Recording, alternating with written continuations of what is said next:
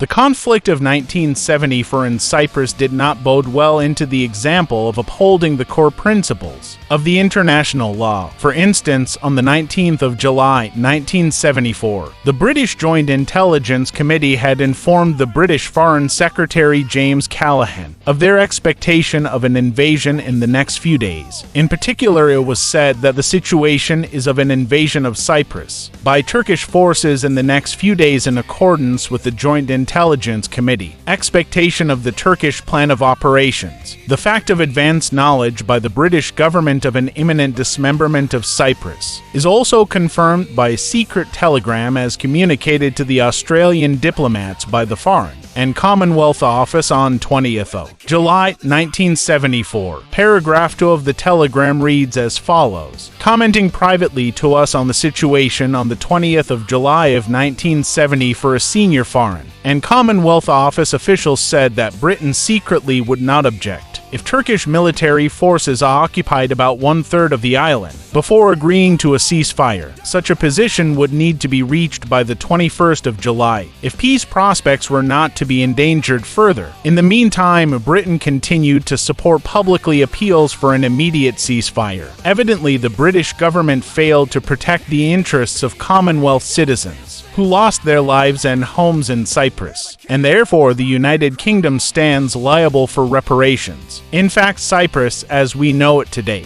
was created as a result of a secret so-called Cyprus Convention of 1878 negotiated between the first Britain's Khazar Prime Minister Benjamin Disraeli and the Ottoman Sultan. It says that if Batum, Ardahan, Kars, or any of them shall be retained by Russia, and if any attempt shall be made at any future time by Russia to take possession of any further territories of His Imperial Majesty the Sultan in Asia, as fixed by the definitive Treaty of Peace, England engages to join His Imperial Majesty the Sultan in defending them by force of arms. In return, His Imperial Majesty the Sultan consents to assign the island of Cyprus to be occupied and administered by England. Article 1. Concluding the brief historic excursion, we need to quote Article 6 of the Annex to the said Convention of Defensive Alliance between Great Britain and Turkey, signed on the 4th of June, 1878. It says that if Russia restores to Turkey Kars and the other conquests made by her in Armenia during the last war, the island of Cyprus will be evacuated by England, and the Convention of the 4th of June, 1878 will be at an end. Evidences are emerging that Britain-sponsored subversion probably led to a targeted assassination of the most prominent and influential figure in modern Hellenism, the founder of the Hellenic Republic,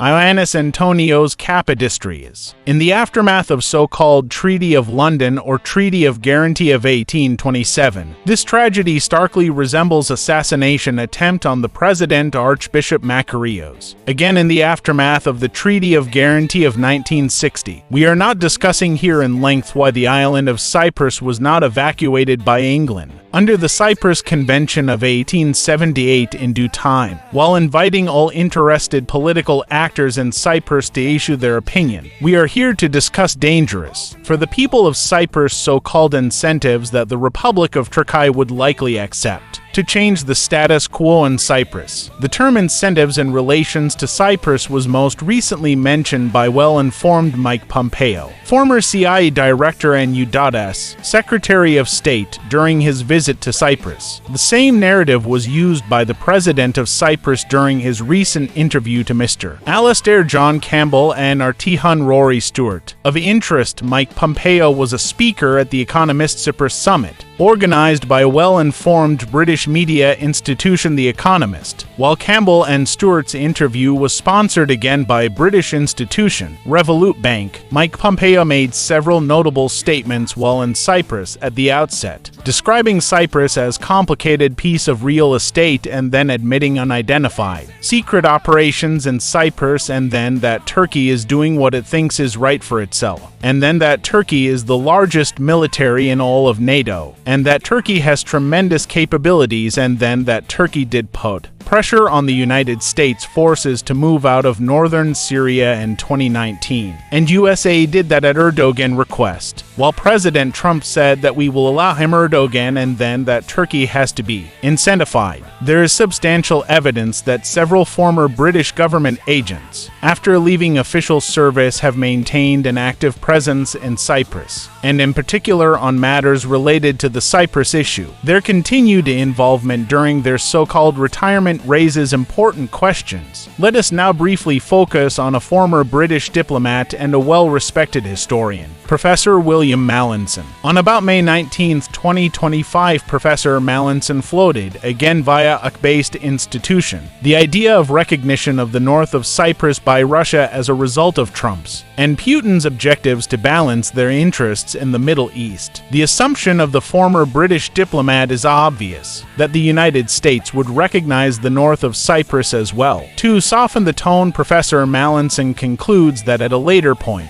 the two states could negotiate for a confederation like in Switzerland, thus finally ending up with a new and peaceful state. A short time after Professor Mallinson's media intervention, former Downing Street Director of Communications and Strategy, Mr. Alastair John Campbell, traveled to Cyprus and conducted a podcast with the president of Cyprus called as Leading Up, country next to the world's most dangerous region, President of Cyprus. In fact, it was an interview conducted by both Mr. Campbell and Artihan Rory Stewart, who is an officer of the Order of the British Empire and former Minister of State for the Department for International Development and Minister of State for the Foreign and Commonwealth Office. It is noticeable that the YouTube thumbnail of this interview has a title, "A New World Order is Coming." The President of Cyprus, in his introductory remarks, indeed mentioned words new and order, but apparently as an integral term of new international order, saying that I really believe we live in a new international order. The terms new international order and new world order are different. New world order or NWOR refers to post-Cold War arrangements of global governance and surrender of sovereignty, while new international order focuses on systemic changes in global politics and economics as a result of regained sovereignty by state actors. Attaching Wolabel to the President of Cyprus, as the authors of the subject interview apparently did, is no less than attaching a high treason corpus delicti, incompatible with the office of the President. Under Article 40 for 1C of the Constitution of the Republic of Cyprus, it is again on the record that Mr. Campbell concluded his own post-interview comments with an extreme,